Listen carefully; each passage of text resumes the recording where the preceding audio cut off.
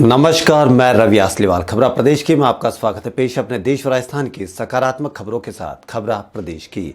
Corona virus संक्रमण से मुक्त इलाकों में अब प्रीपेड मोबाइल रिचार्ज की दुकानें भी खुल सकेगी। गृह मंत्रालय ने लॉकडाउन 2.0 में दी जाने वाली छूट में मंगलवार को कुछ और सुविधाएं जोड़ी है। घरों में रहने वाले बुजुर्गों के बेड साइड अटेंडेंट और केयर वीवर भी लॉकडाउन के बीच सेवाएं दे सकेंगे।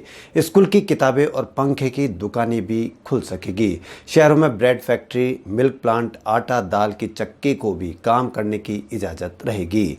देश भर में कोरोना वायरस के लक्षणों के बारे में पता लगाने के लिए केंद्र सरकार लोगों को अब फोन करके सर्वे करवाएगी। इस सर्वे में मोबाइल पर 1921 से कॉल आएगी। इस दौरान संक्रमण के फैलाव पर लोगों का फीडबैक भी लिया जाएगा। लेकिन सरकार ने लोगों को सर्वे में शामिल होने का आह्वान किया है और साथ ही यह भी चेताया है कि मिलते जुलते नंबरों से आने वाले फ्रॉड कॉल से सावधान रहे। कोविड-19 के दौरान डॉक्टरों पर हो रहे हमलों के विरोध में 22 अप्रैल यानी आज देश भर के डॉक्टर रात 9 बजे हाथ में कैंडल लेकर प्रदर्शन करेंगे। इसे व्हाइट अलर्ट नाम दिया गया है।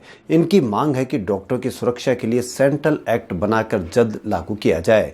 सरकार ने बात नहीं सुनी तो यह 23 अप्रैल को ब्लैक डे मनाएंगे। लॉकडाउन की वजह से बढ़ती वीडियो कॉलिंग की मांग को देखते हुए व्हाट्सएप एंड्रॉयड और iOS के लिए नया फीचर लॉन्च कर रहा है। अब मौजूदा 4 यूजर्स की जगह एक साथ 8 यूजर्स व्हाट्सएप के ऑडियो वीडियो कॉल से जुड़ सकेंगे। दुनिया में व्हाट्सएप के 2 अरब यूजर्स हैं, जिनमें 40 करोड़ भारत में है। कोरोना वायरस रोकने के लिए सिंगापुर ने लॉकडाउन 4 हफ्ते और बढ़ा दिया है। प्रधानमंत्री ली सियन लुंग ने 1 जून तक लॉकडाउन बढ़ाने की घोषणा करते हुए कहा कि भारतीयों सहित सभी विदेशी कामगारों का ख्याल रखा जाएगा। देश में कोरोना वायरस संक्रमितों का आंकड़ा 20,000 के करीब पहुंच गया है। मंगलवार को 1545 नए संक्रमित मिलने के साथ ही भारत दुनिया में अब 17वें स्थान पर पहुंच गया है।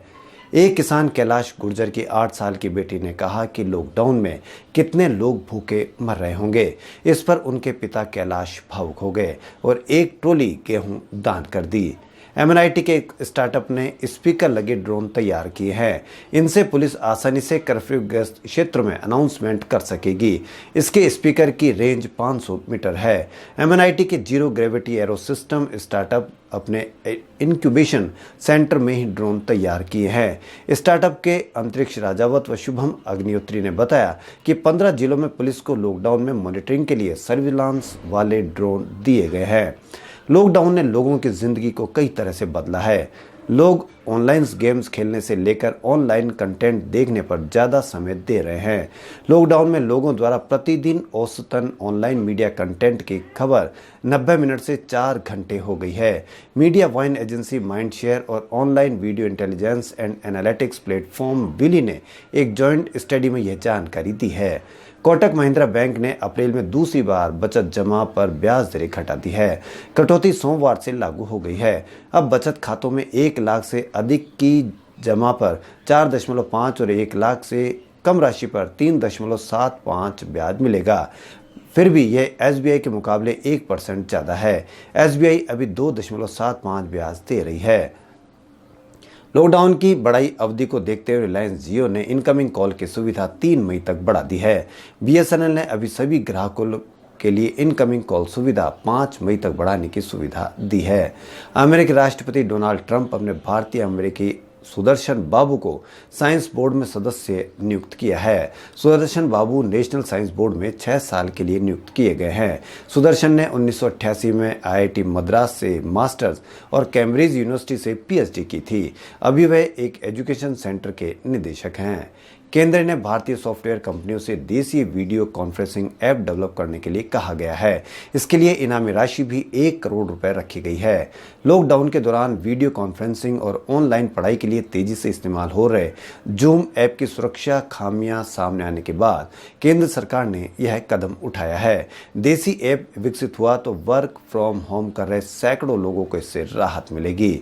कोरोना महामारी के कारण आम रोगियों को परेशानी का सामना नहीं करना पड़े, इसके लिए राजस्थान में बुधवार से 400 ओपीडी मोबाइल वैन चलाई जाएगी। यह वैन उपखंड मुख्यालय के साथ ही अन्य महत्वपूर्ण स्थानों पर उपलब्ध होगी। गांवों कस्बों तक पहुंचकर मरीजों को सामान्य बीमारियों का उपचार उपलब्ध करवाएगी। अमेरिकी राष्ट्रपति डोनाल्ड ट्रंप ने इमिग्रेशन अस्थायी तौर पर बंद करने की घोषणा की है। उन्होंने कहा कि अमेरिकियों के लिए रोजगार बचाने के लिए यह फैसला जरूरी है। कंपनी सोमवार रात ट्वीट किया कि अदृश्य दुश्मन के हमले के मद्देनजर और हमारे महान अमेरिकी नागरिकों की नौकरी बचाने के लिए मैं यानी डोनाल्ड ट्रंप इमिग्रेशन सस्पेंड करने के लिए कार्यकारी आदेश पर हस्ताक्षर करूंगा। इस फैसले से अमेरिका में रहने वाले और काम करने से जुड़े विदेशियों के आवेदन अनिश्चित काल तक मंजूर नहीं किए जाएंगे। कोरोना संकट के चलते क्रूड की कीमतों में ऐतिहासिक गिरावट आई है। अमेरिका के इतिहास में पहली बार कच्चे तेल का भाव सोमवार को माइनस में पहुंच गया। उधर अमेरिका को ये कहना पड़ा कि हमसे पहले पेट्रोल ले जाओ, क्रूड ले जाओ और पैसे भी ले जाओ। इतना भाव नीचे गिर गया कि यानी पहले तेल लेने के पैसे देने पड़ते थे, अब क्रूड को लेने के लिए पैसे भी लेने पड़ेंगे। लेकिन ये कुछ समय बाद संभल गया और वापस अपने पुराने दाम पर आ गया। कोरोना की रोकथाम के संबंध में एडवाइजरी का पालन नहीं करने और निरीक्षण में अनियमितता मिलने पर खाद्य नागरिक आपूर्ति विभाग की ओर से राशन डीलर्स सहित अन्य दुकानदारों पर कार्रवाई जारी है। एमआरपी से ज़्यादा कीमत लेने पर 1137 मेडिकल स्टोर और 1719 किराना दुकानों सहित 2965 प्रतिष्ठानों पर कार्रवाई कर 316 केस दर्ज किए गए हैं। भारत और ऑस्ट्रेलिया के बीच 5 टेस्टों की सीरीज एक स्टेडियम में बिना दर्शकों के खेली जा सकती है। क्रिकेट ऑस्ट्रेलिया इस विकल्प पर विचार कर रहा है। भारतीय टीम को 2020 के अंत में ऑस्ट्रेलिया का दौरा करना है। दोनों 4 मैचों की सीरीज खेलेंगे। सीए चाहता है कि सीरीज 5 मैचों की हो। आरपीएससी में भी मॉडिफाइड लॉकडाउन में काम तेजी से हो रहा है।